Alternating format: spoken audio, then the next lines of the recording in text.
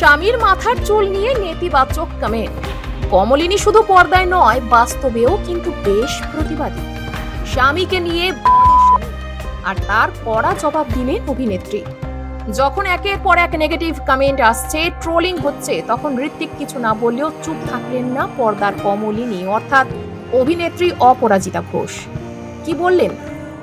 খুব বেশি দিন হয়নি প্রেক্ষাগৃহে মুক্তি পেয়েছে মৃগয়া ছবি, যেখানে গুরুত্বপূর্ণ চরিত্রে অভিনয় করেছেন ঋত্বিক চক্রবর্তী।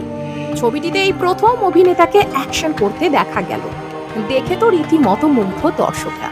তার থেকেও অবাক হয়েছেন অনেকে এই ভেবে যে ঋত্বিক অ্যাকশন করতে পারেন। এই ছবির বেশ কয়েকটি স্ক্রিনশট সোশ্যাল মিডিয়ায় বেশ ভাইরাল হচ্ছে, আর সেখানে ট্রোলের সম্মুখীন হয়েছেন অভিনেতা ঋত্বিক। যদিও তিনি দমে যাননি, বরং দারুণ জবাব দিয়ে ছক্কা হাঁকিয়েছেন তিনি। আর স্বামীকে ট্রোলের জবাব দিতে দেখে বেশ খুশি অভিনেত্রী, এমনটাই জানিয়েছেন একটি সাক্ষাৎকারী। সোশ্যাল মিডিয়ায় ভাইরাল হতে দেখা গিয়েছে একটি স্ক্রিনশট, যেখানে কাঠ ধরাচ্ছেন ঋত্বিক। তারপরে কমেন্ট বক্সে প্রশংসার ছড়াছড়ি, তার মাঝে রয়েছে কিছু টিপ্পনী।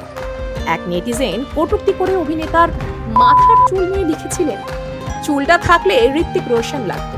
যদিও অভিনেতা এই কমেন্টে একেবারে রেগে যাননি, সোজা সাপটা জবাব দিয়ে লিখেছেন, আপনি যা কুচুটে চুল থাকলে বলতেন আঙুল পান। সোশ্যাল মিডিয়ার যুগে মানুষ যে কি মন্তব্য করে তা ভেবেও দেখে না। কোনটা বডি শেমিং, কোন কথা কাকে কষ্ট দিতে পারে, কোনটা ভালো কোনটা মন্দ, সেই জ্ঞান অনেকেই হারিয়েছে।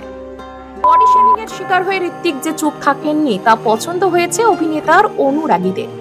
যদিও এই বিষয়ে পরবর্তীকালে ঋত্বিককে আর কিছুই বলতে শোনা যায়নি। তবে তার স্ত্রী অভিনেত্রী অপরাজিতা ঘোষকে এক সাক্ষাৎকারে বলতে শোনা গিয়েছে, খুব ভালো জবাব দিয়েছেন ঋত্বিক। কারণ বডি শেমিং খুবই বিশ্রী বিষয়, অনেকেই উত্তর দিতে পারেন না। ঋত্বিক যে উত্তর দিতে পেরেছেন এটা দেখে তার ভালো লাগছে। সবারই আত্মসম্মান আছে,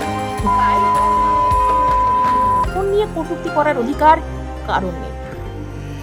ঋত্বিক মাঝে মধ্যেই সরব হন, তা দেখেও অপরাজিতার বেশ ভালোই লাগে।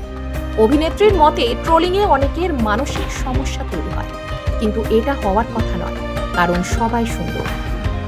আপনিও অপরাজিতার কথার সাথে সহমত হোক?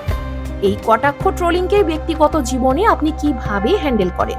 কমেন্টে জানাতে ভুলবেন না।